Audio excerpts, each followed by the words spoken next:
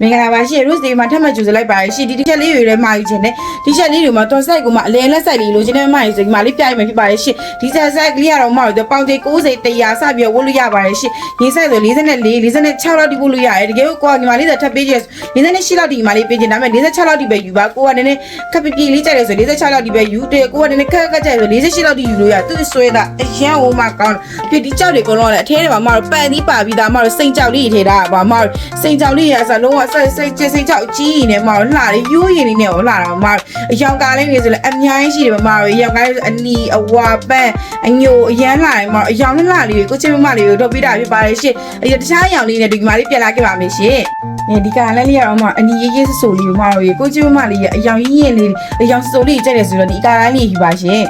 ဒီကားလိုင်းလေးတော့မှာဘီပင်ကားလိုင်းလေးပါပန်းလို့နုဖက်လေးလုံးဝလှတယ်ဆိုလိုချင်နေဆိုရင်တော့မှာဒီကားလိုင်းလေးယူပါရှင်သူကဘီပင်ကားလိုင်းလေးနုဖက်လေးပါလူကိုပို့ပြီးနှူဝါးစီကားလိုင်းလေးလို့ပြောရင်လည်းမမှားပါဘူးနော်မတို့ကဲဒီကားလိုင်းလေးတော့မှာရှားပါကားတော့အညိုလဲမကြောင်မှာကာကီအောင်လေးလို့ပုံစံကာကီလိုမြင်းကြီးသေးအောင်ပုံစံမျိုးအလုံးဝအရန်ကားလိုင်းတော်တော်လေးစမ်းတဲ့ကားလိုင်းဘိုးစမ်းတဲ့ကားလိုင်းဒီမှာတော့ရန်လှမှာ